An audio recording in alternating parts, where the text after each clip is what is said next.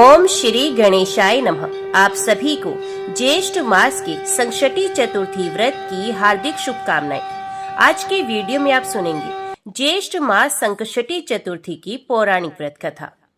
सतयुग में 100 यज्ञ करने वाले एक पृथु नामक राजा हुए। उनके राज्य में दयादेव नामक एक ब्राह्मण रहते थे।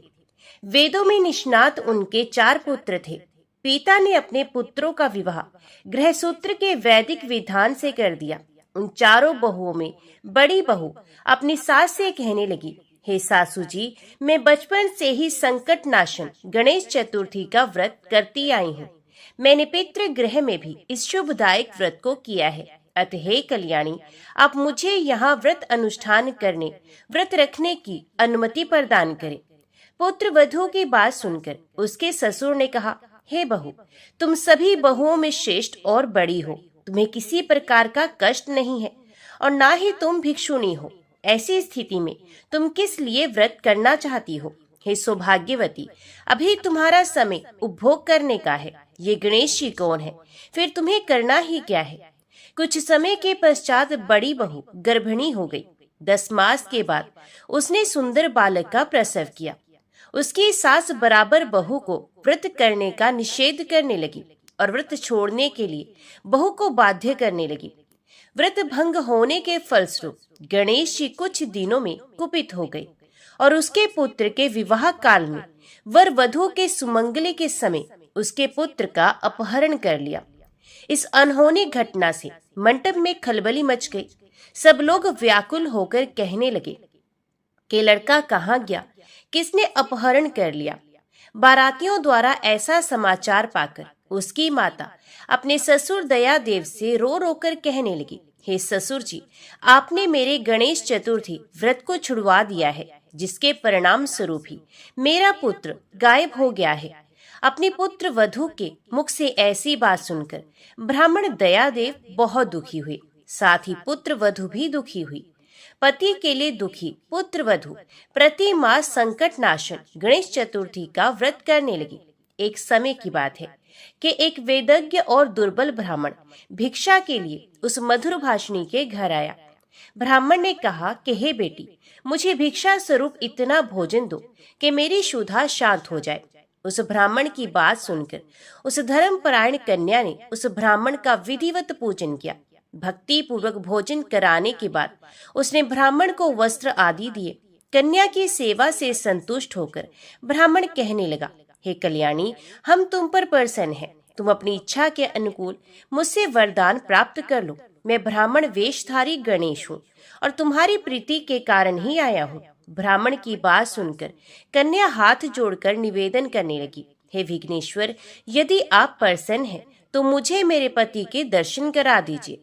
कन्या की बात सुनकर गणेश जी ने उससे कहा कि हे सुंदर विचार वाली, तुम जो चाहती हो वही होगा। तुम्हारा पति शीघ्र ही आएगा। कन्या को इस प्रकार का वरदान देकर गणेश जी वहीं अंतर ध्यान हो गए।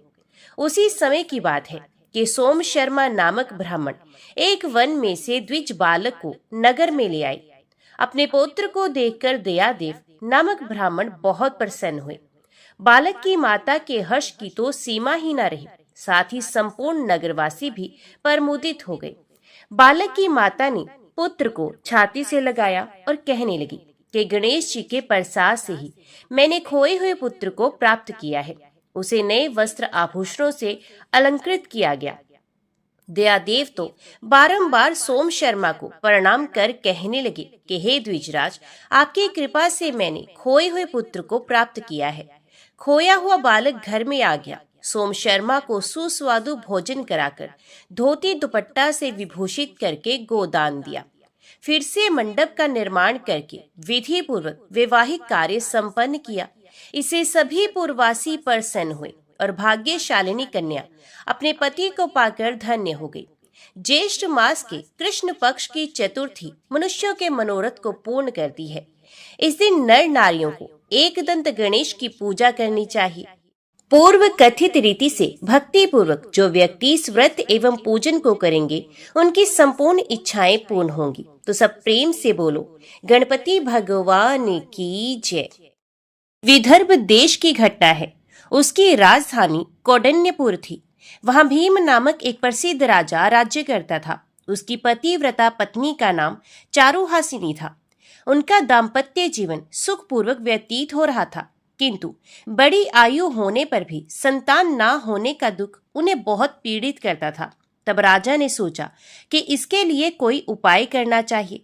ऐसा निश्चय कर उसने अपना राज्य और अपने विश्वास पात्र अमात्य को सौंप दिया और उससे कहा, जब तक मैं ना लौटूं तब तक सावधानी पूर्वक प्रजा पालन और देश की सीमा की रक्षा करते रहना। अमात्य ने आदेश पालन का वचन दिया तो राजा वहां से निश्चिंत होकर वन को चले गए। वे राजा वन में भ्रमण करता हुआ विश्वामित्र जी के आश्रम में जा पहुंचा और महर्षि को प्रणाम कर बैठ गया। महर्षि ने देखा और पूछा, तुम कौन हो? यहाँ किस प्रयोजन से आए हो? अपना पूर्ण परिचय दो। तो राजा बोला, प्रभु, मैं कौंडिन्यपुर में रहता हुआ विदर्भ देश पर शासन करता था। मेरा नाम भीम है। मेरी वृद्ध अवस्था हो गई तो भी कोई संतान नहीं हुई, इसलिए आपकी सेवा में उपस्थित हुआ हूँ। मैं नहीं जानता कि मुझ जैसे कर्तव्यनिष्ठ एवं धर्मज्ञ व्यक्ति को भी इस दुर्भाग्य की प्राप्ति क्यों हुई है। महर्षि ने कहा, राजन, तुमने पूर्व जन्म में श्री गणेश्वर का निरादर किया, उसी के फलस्वरूप तुम इस जन्म में संतानहीन रहे हो। यदि उनको प्रसन्न कर लो तो तुम्हें अब भी संतान की प्राप्ति हो सकती है। राजा ने जिज्ञासा की, महामुने, मुझे मेरे पूर्व जन्म का वृत्तांत सुनाने की कृपा कीजिए कि मेरे द्वारा भगवान गणेश्वर का निरादर कैसे हो गया था। विश्वामित्र जी बोले, महाराज, तुम्हारे कुल में बहुत पहले भीम नामक एक अन्य प्रतापी पुरुष हुआ था। उसकी पत्नी अत्यंत सुंदर और पतिव्रता थी। उससे एक पुत्र की प्राप्ति हुई जो गूंगा, बहरा और विकलांग था। उसके शरीर से दुर्गंध आती थी।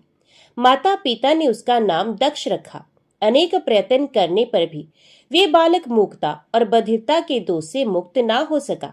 हे राजन, किसी ने राजा से कहा कि यदि बालक अपनी माता के साथ तीर्थ करे तो संभव है कि बालक का रोग दूर हो जाएगा। उसके परामर्श पर राजा के आदेश से रानी अपने पुत्र को लेकर तीर्थ यात्रा को चली गई। मार्ग में चोरों ने उसे लूट लिया, इसलिए उसके पास जीवन यापन के लिए भी धन नहीं रहा। तब उसने एक शिव मंदिर में शरण ली और बालक को वहीं छोड़कर भिक्षा के लिए गांव में चली गई। तभी उस मंदिर में एक धर्मज्ञ ब्राह्मण आया। उसके शरीर का स्पर्श करके प्रवाहित होने वाली वायु के स्पर्श से बालक का शरीर रोग मुक्त हो गया। रानी लौटकर शिवालय में आई तो अपने पुत्र को सर्वांग सुंदर और रोग मुक्त देखकर बहुत प्रसन्न हुई। उसने ब्राह्मण देवता का पता लगाया तो ज्ञात हुआ कि वे गणेश जी का उपासक था। उसने रानी को गणेश जी की उपासना का उपदेश दिया। अब माता और पुत्र दोनों ने भगवान गणेश्वर की उपासना की, जिससे प्रसन्न होकर गणेश जी ने स्वप्न में कहा कि तुम मेरे परम भक्त महर्षि मुद्गल के पास जाओ, उनसे तुम्हें समस्त अभिष्टों की प्राप्ति हो सकती है।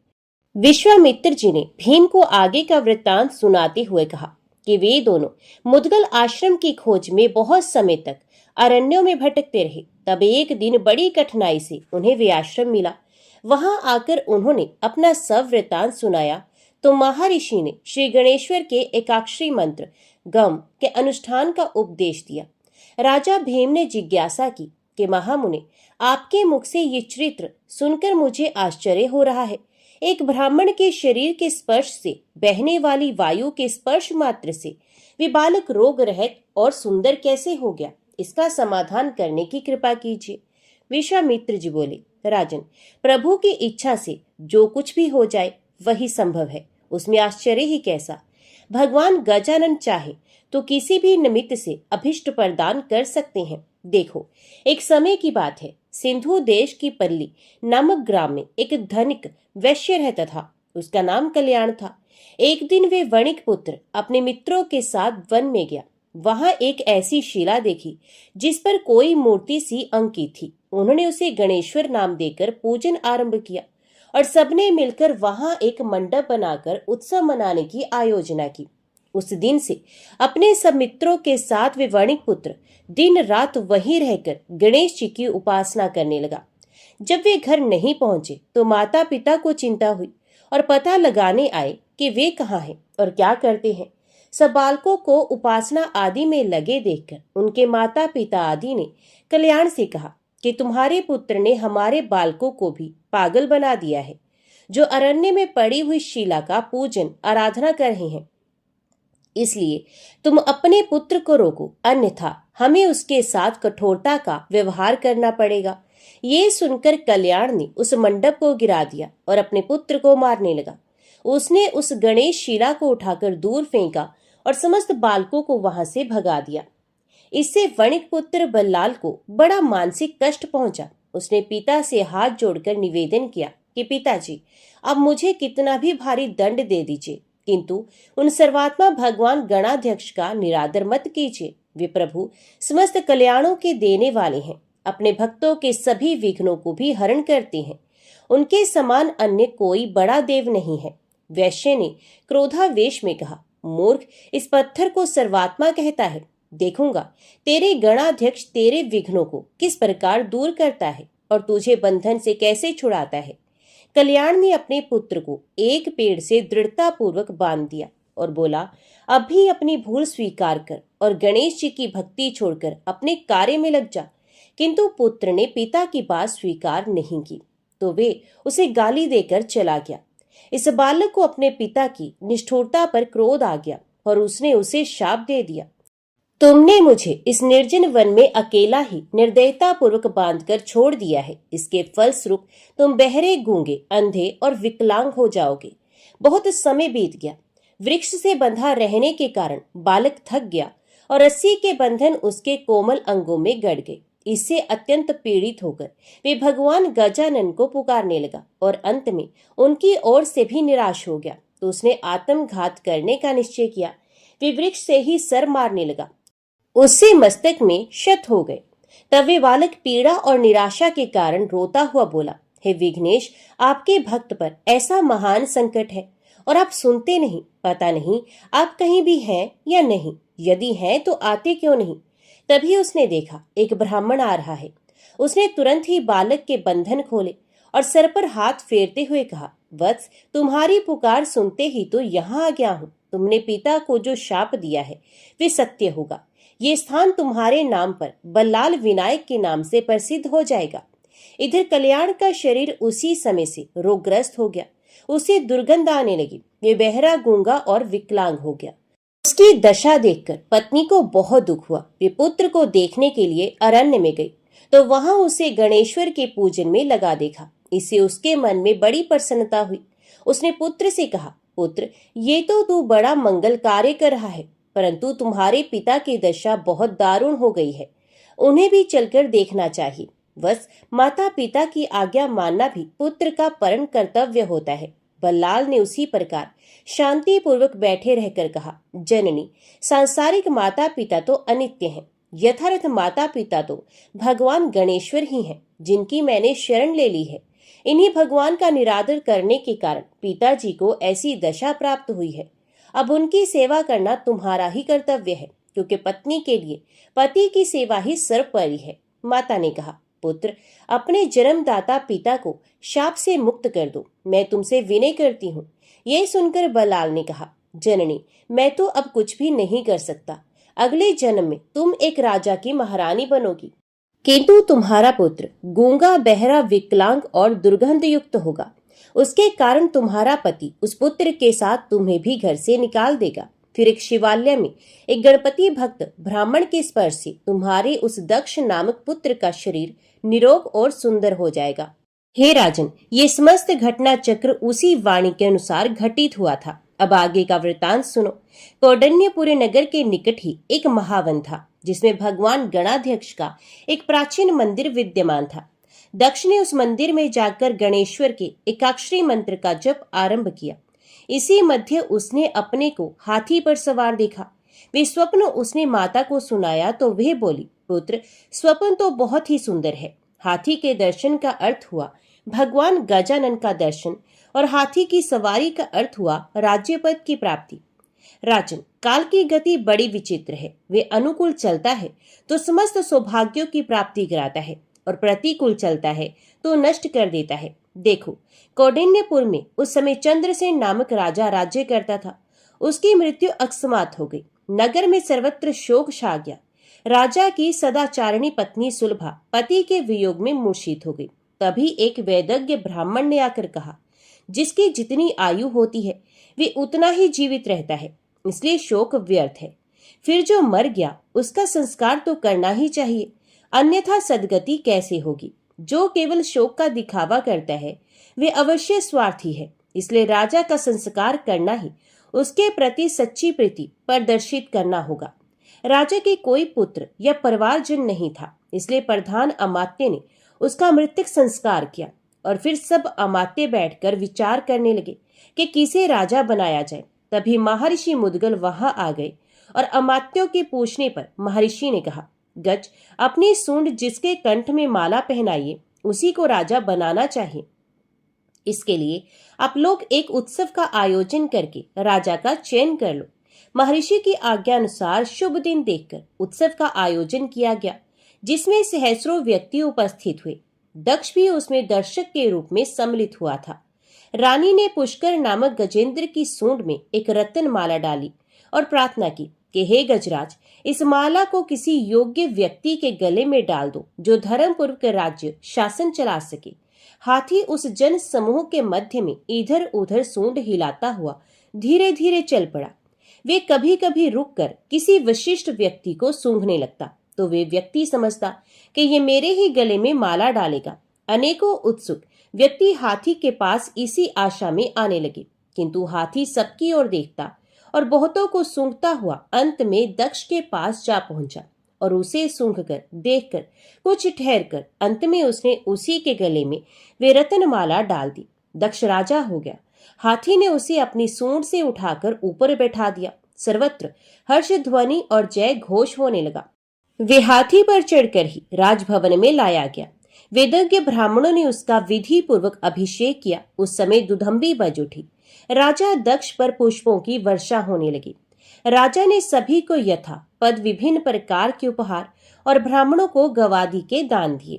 हे महाराज, दक्ष का विवाह राजा वीरसेन की पुत्री से हुआ। फिर उसके भृदभानु नामक एक पुत्र हुआ, जिसने सुख पूर्वक उस राज्य को भोगा। भृदभानु का पुत्र खड्गधर हुआ। खड्गधर का पुत्र सुलभ, उसका पुत्र पद्माकर, उसका पुत्र वपुदीपक और उसका पुत्र चित्रसेन हुआ। हे राजन, उस चित्रसेन के पुत्र तुम हो। हे व्यास, विश्वामित्र जी के मुख से अपना परंपरागत वंश परिचय सुनकर राजा भीम को बड़ी प्रसन्नता हुई और उसने निवेदन किया, प्रभु, मुझ पर भी भगवान गणाध्यक्ष का अनुग्रह हो सके वैसी कृपा कीजिए। उसकी प्रार्थना सुनकर विश्वामित्र जी ने कहा, हे राजन, तुम राजा दक्ष द्वारा निर्माण कराए गए गणेश मंदिर में रहकर गणाध्यक्ष का अनुष्ठान करो तो तुम्हारे सब अभिष्ट पूर्ण हो जाएंगे। ये सुनकर राजा उन्हें प्रणाम करके अपने वंश परंपरागत से उपासकीय गणेश्वर मंदिर में जाकर उपासना करने लगा और अनुष्ठान पूरा होने पर उसके रुक्मागंध नामक पुत्र की प्राप्ति हुई। कालांतर में पिता की आज्ञा से रुक्मागंध अपने पैतृक राज्य पद पर आसीन हुआ। तो सब प्रेम से बोलो, गणपति भगवान की जय। अभी सुनिए संकटी चतुर्थी व्रत की अगली कथा। एक बार एक राज्य में एक कुम्हार रहता था।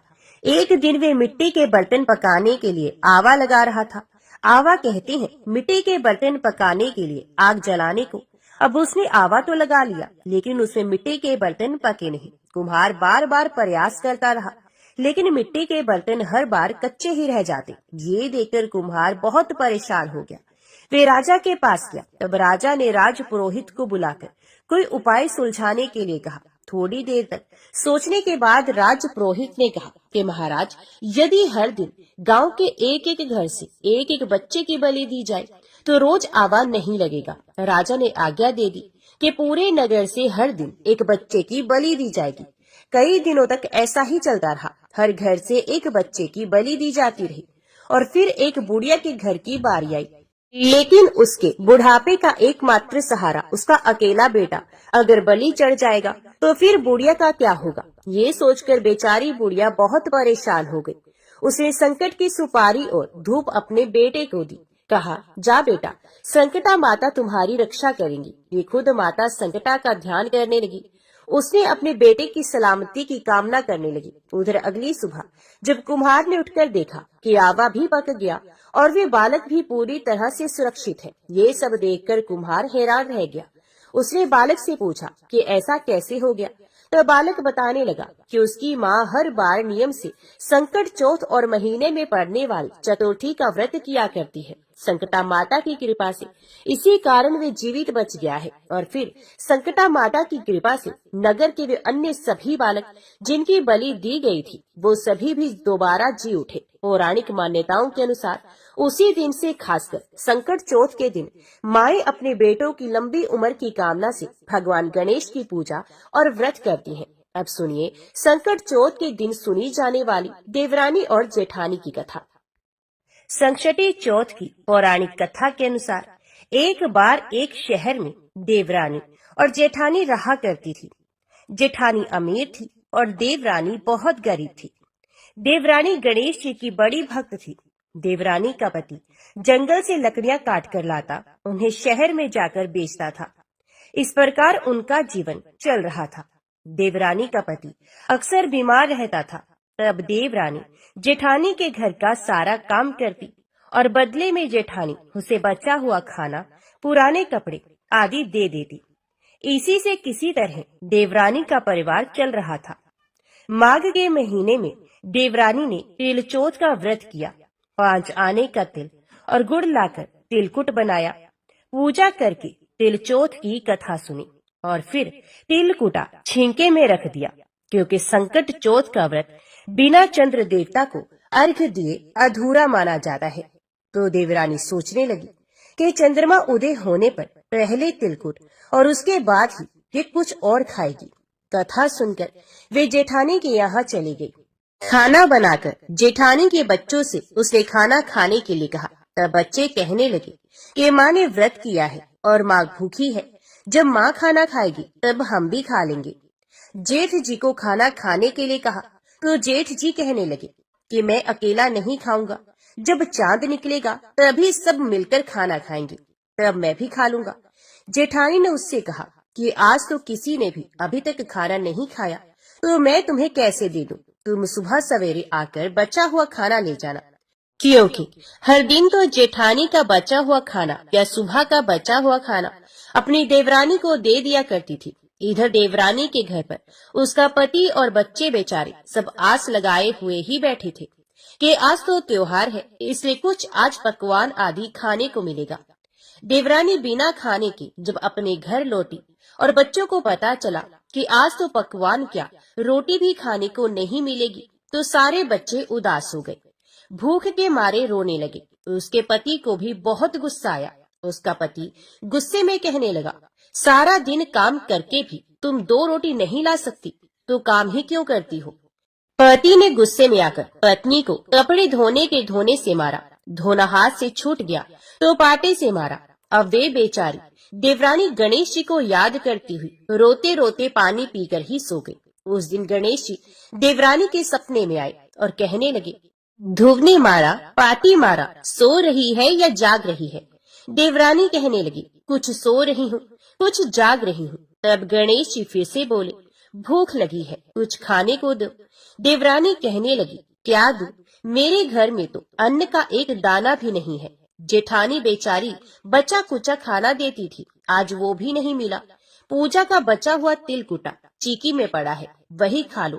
तिलकुटा खाने के बाद गणेश जी फिर से कहने लगे, उवने मारी, पाटी मारी, निपटाए लगी है, कहाँ निपटूं? तो वही बोली, ये पड़ा घर, जहाँ इच्छा हो वही निपट लो। फिर गणेश जी बच्चे की तरह कहने लगे, अब हाथ कहाँ पहुँचूं? नींद में मगन देवरानी को बहुत गुस्सा आया। वे सोचने लगी कि कब से तंग किए जा रहे हो। तो उसने गुस्से से कहा कि मेरे सर पर पूछो और कहाँ पहुँचोगे? इतना सब होने के बाद देवरानी के घर तो चमत्कार हो उठा। देवरानी जब सुबह उठी तो देखकर हैरान रह गई कि उसका पूरा घर हीरे मोती से जगमगा रहा है। सर पर जहाँ विनायक जी पहुँचे थे वहाँ तो हीरे के टीके और बिंदी जगमगा रही थी। उस दिन देवरानी अपनी जेठानी के यहाँ काम करने के लिए नहीं गई। बड़ी देर तक देवरानी की राह देखने के बाद जेठानी ने अपने बच्चों को देवरानी को बुलाने के लिए भेजा। जेठानी सोच रही थी कि शायद मैंने कल अपनी देवरानी को खाना नहीं दिया, हो सकता है इसलिए मेरी देवरानी बुरा मान गई है, इसलिए आज नहीं आई होगी। तो बच्चे बुलवाने गए तो कहने लगे, चाची चलो, माँ ने बुलाया है, सारा काम पड़ा हुआ है। देवरानी कहने लगी, अब उसकी जरूरत नहीं है, मेरे घर में अब सब कुछ है।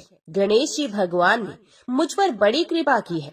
अब बच्चे अपने घर पर गए। घर जाकर अपनी माँ को सब बताया कि माँ, चाची का घर तो पूरा हीरे मोतियों से जगमगा रहा है।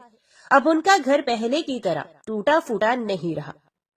जेठानी ने ये सब सुना तो उसे विश्वास नहीं हुआ और वे सोचने लगी बच्चे मजाक कर रहे होंगे। फिर वे दौड़ी दौड़ी अपनी देवरानी के घर आई और जो कुछ उसने देखा उसकी आंखें खुली की खुली रह गई। वे देवरानी से पूछने लगी, अरे ये सब कैसे हुआ?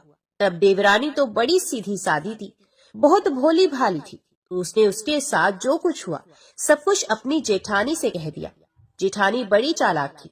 घर लौटकर जेठानी ने अपने पति से कहा कि आप मुझे धोबन और पाटे से मारो। उसका पति कहने लगा, ए भलमानस, मैंने तो तुम्हारे ऊपर कभी हाथ तक नहीं उठाया, मैं भला तुम्हें धवन और पाटे से कैसे मार सकता हूँ? लेकिन जेठानी मानी ही नहीं और वे जिद करने लगी कि मुझे पीटो।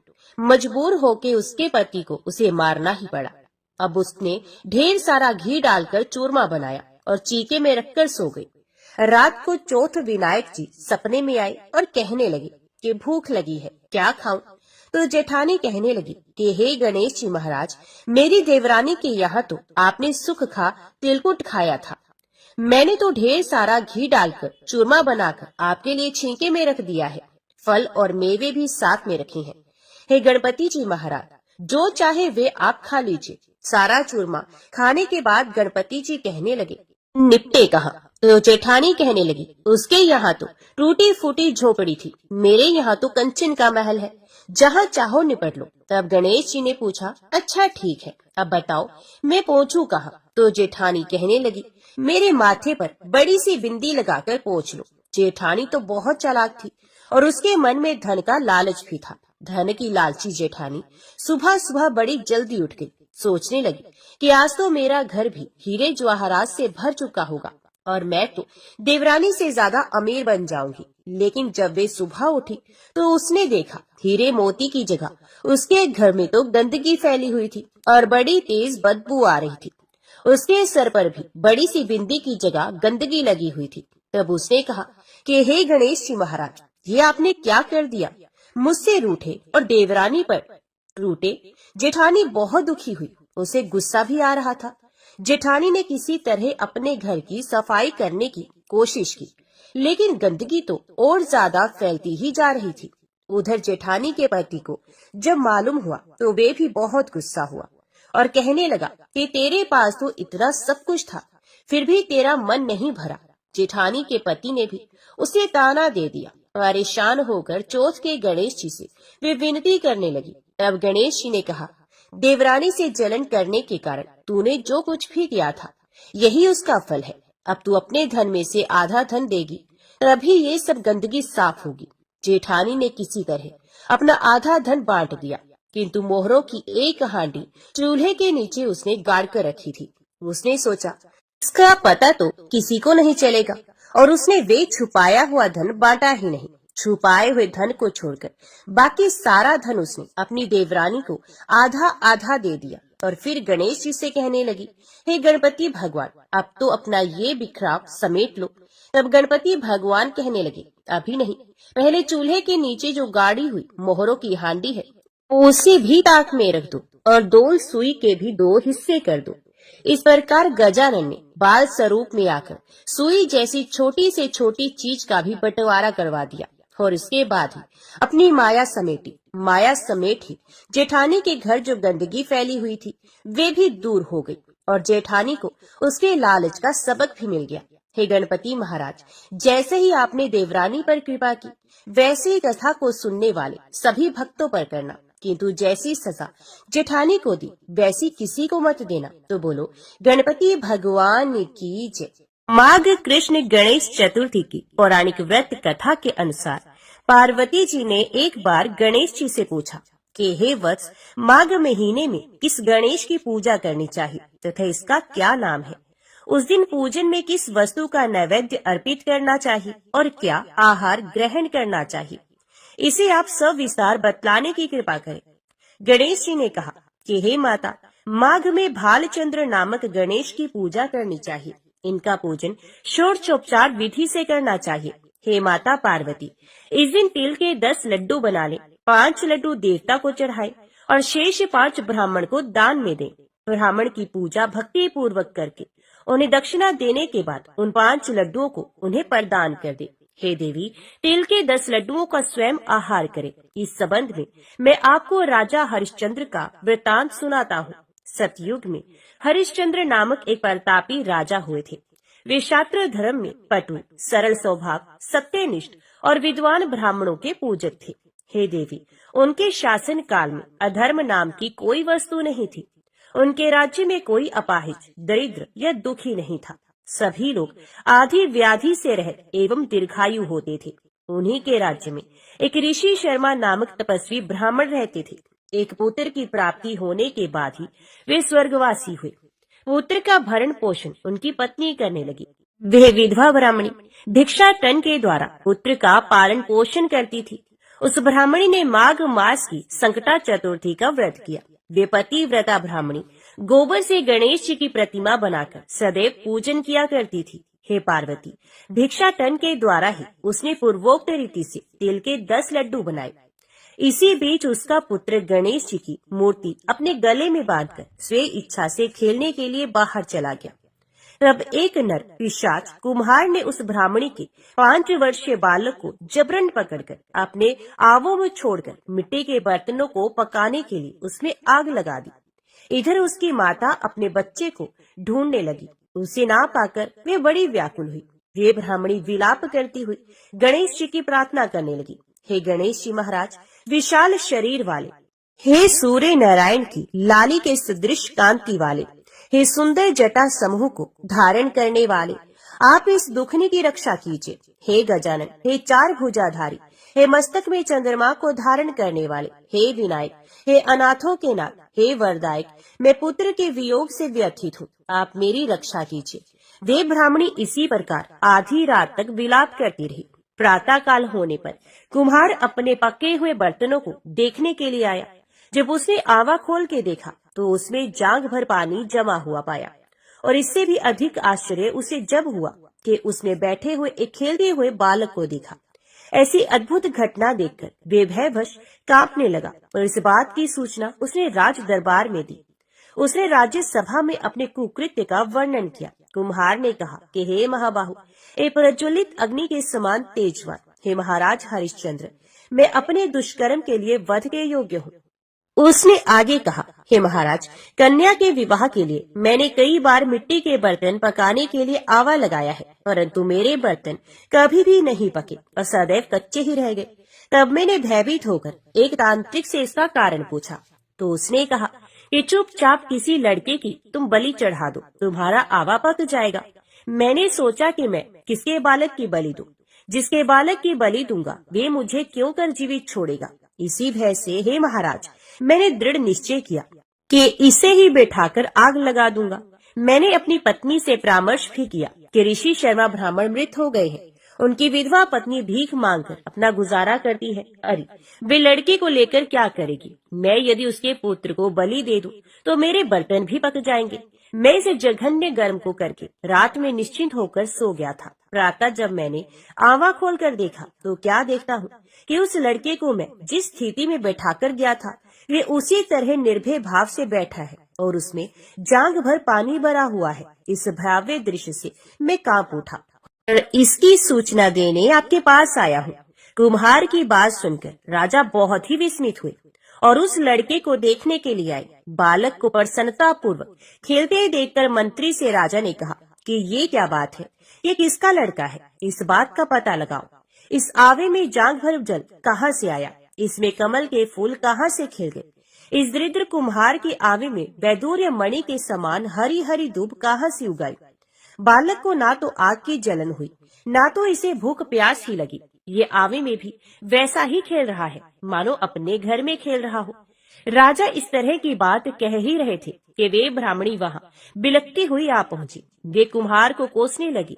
जिस प्रकार गाय अपने बछड़े को देखकर रंभाती है, ठीक वही अवस्था उस बुढ़िया की भी थी। वे बुढ़िया बालक को गोद में लेकर प्यार करने लगी और कांपती हुई राजा के सामने बैठ गई। राजा हरिश्चंद्र ने पूछा कि हे ब्राह्मणी, इस बालक के ना जलने का क्या कारण है? क्या तू कोई जादू जानती है अथवा तूने कोई धर्म आचरण किया है जिसके कारण बच्चे को आंच तक नहीं आई? राजा की बात सुनकर ब्राह्मणी ने कहा कि हे महाराज, मैं कोई जादू नहीं जानती और ना तो कोई धर्म आचरण, तपस्या, योग, दान आदि की प्रक्रिया ही जानती हूँ। हे राजन, मैं तो संकट नाशक गणेश चतुर्थी का व्रत करती हूँ।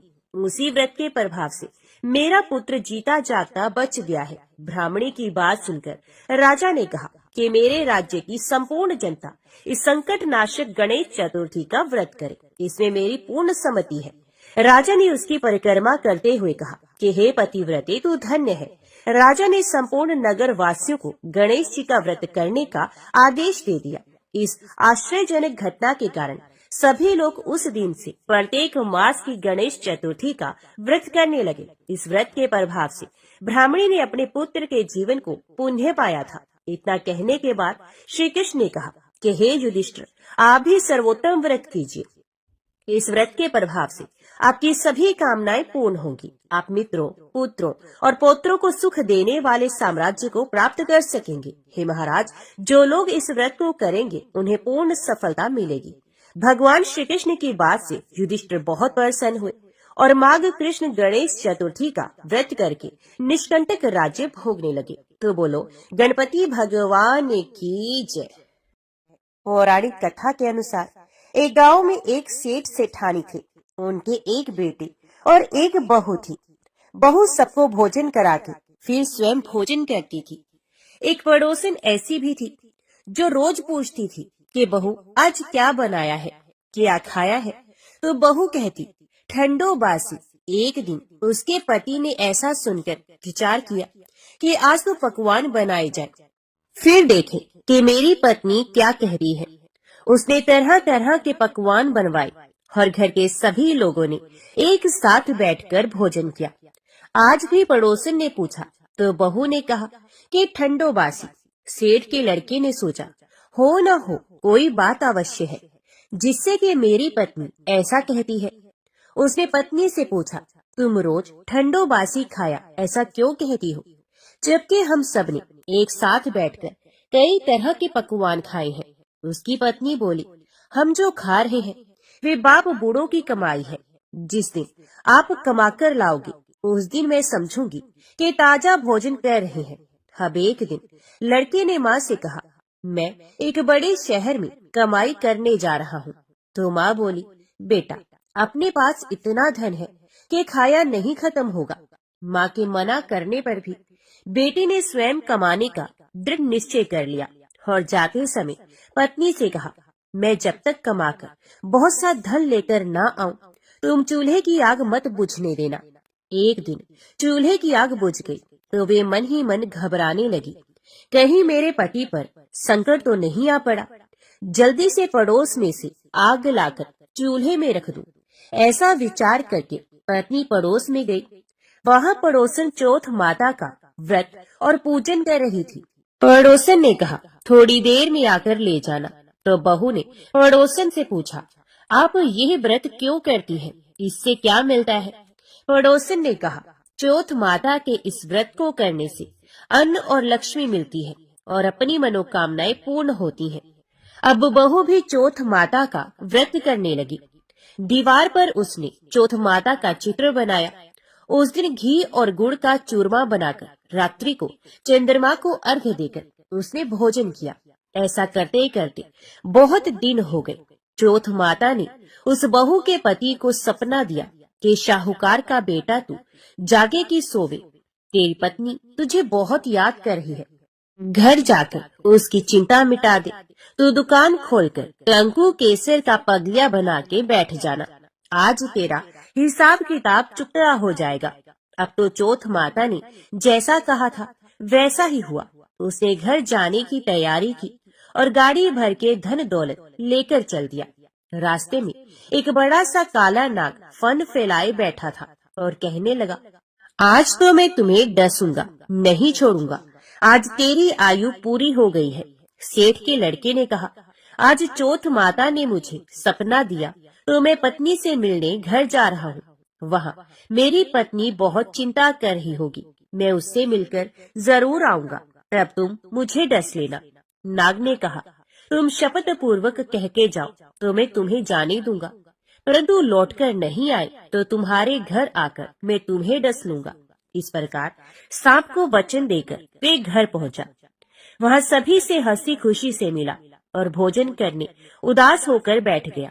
उसकी पत्नी ने उदास होने का कारण पूछा तो पत्नी ने काले नाग वाली बात बताते हुए कहा कि यदि मैं उसके पास नहीं जाऊंगा तो वे घर आकर ही मुझे डस लेगा। पत्नी बहुत चतुर थी।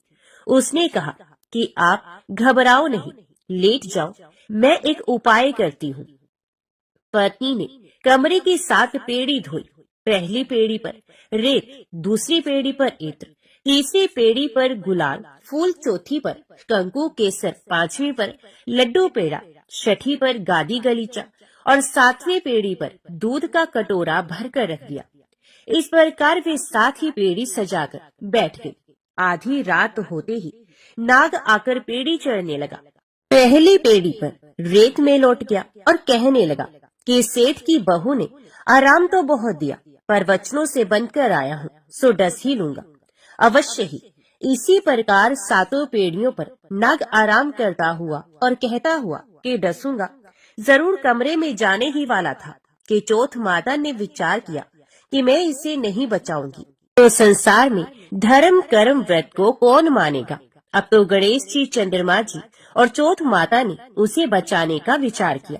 चंद्रमा जी ने उजाला किया, चौथ माता ढाल बनी और गणेश जी ने तलवार लेकर नाग को मार दिया और ढाल से ढक दिया। अब बहू भी थकी हारी सो गई। दिन निकला तो लोग बेटे से मिलने आए, परंतु बेटा बहू तो उठे ही नहीं। बहुत देर हो गई तो माँ उन्हें उठाने गई। माँ ने 7 पेड़ियों पर जो कुछ भी देखा तो वे बहुत ही घबराई और बेटा बहू को आवाज लगाई। बेटा बहू उठे तो देखा कि एक ढाल तलवार वहाँ पड़ी है। अब ढाल उठाई तो वही काला नाग मरा हुआ पड़ा है। बेटा बहू ने सोचा कि आज तो धर्म कर्म ही आड़े आए हैं, जो भगवान गणेश जी और चौथ माता ने अपनी रक्षा की है।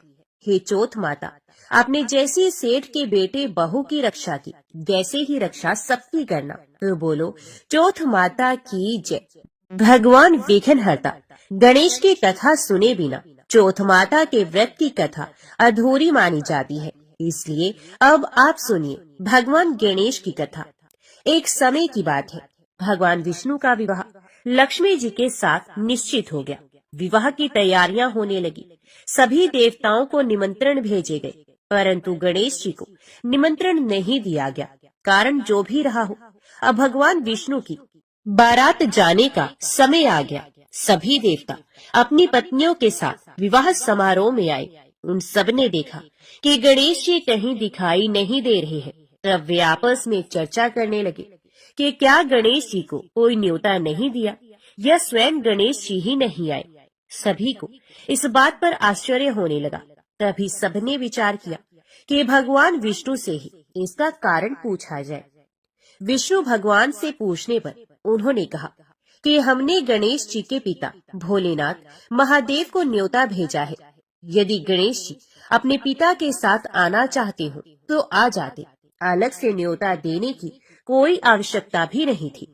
दूसरी बात ये है कि उनको 1.25 मन मूंग, 1.25 मन चावल, 1.25 मन घी और 1.25 मन लड्डू का भोजन दिन भर में चाहिए।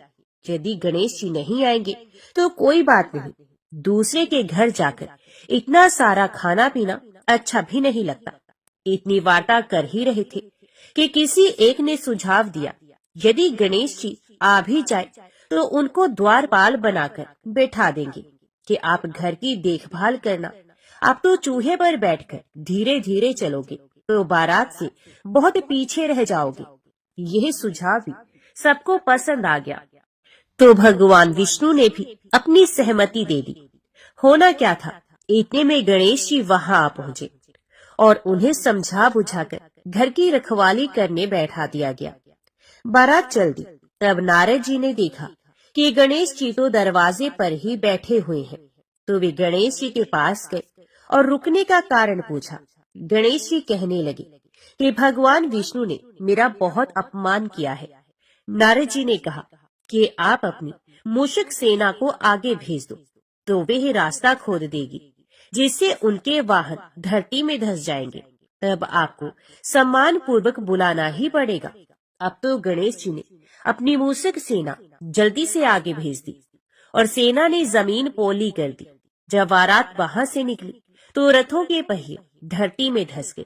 लाख कोशिश करने पर भी पहिए धरती से नहीं निकले। सभी ने अपने अपने उपाय किए, परंतु पहिए तो नहीं निकले, बल्कि जगह जगह से टूट गए। किसी की समझ में नहीं आ रहा था कि अब क्या किया जाए। अब तो नारद जी ने कहा, आप लोगों ने गणेश जी का अपमान करके अच्छा नहीं किया। यदि उन्हें मनाकर लाया जाए तो आपका कार्य सिद्ध हो सकता है और ये संकट टल सकता है। भगवान शंकर ने अपने दूत नंदी को भेजा और वे गणेश जी को लेकर आए। गणेश जी का आदर सम्मान के साथ पूजन किया गया। तब कहीं रथ के पहिए निकले। अब रथ के पहिए निकल तो गए, परंतु वे टूट फूट गए। तो उन्हें सुधारे कौन? पास के खेत में खाती काम कर रहा था, उसे बुलाया गया। खाती अपना कार्य करने के पहले श्री गणेशाय नमः कहकर गणेश जी की वंदना मन ही मन करने लगा। देखते ही देखते खाती ने सभी पहियों को ठीक कर दिया। तब खाती कहने लगा कि हे देवताओं, आपने सर्वप्रथम भगवान गणेश जी को नहीं मनाया होगा और ना ही उनका पूजन किया होगा, इसलिए तो आपके साथ ये संकट आया है।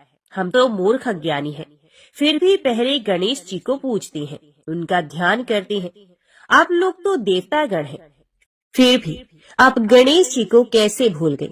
अब आप लोग भगवान श्री गणेश जी की जय बोलकर जाए तो आपके सब काम बन जाएंगे और कोई संकट भी नहीं आएगा। अब सभी को अपनी अपनी गलती का पश्चाताप हुआ और सबने भगवान गणेश जी की जय जयकार करते हुए और बारात वहां से चल दी और भगवान विष्णु का लक्ष्मी जी के साथ विवाह संपन्न करा के सभी सकुशल घर लौट आए। तो हे गणेश जी महाराज, आपने जैसे भगवान विष्णु के कार्य को सिद्ध किया, वैसे सभी के कार्य को सिद्ध करना। तो बोलो भगवान गणेश की जय।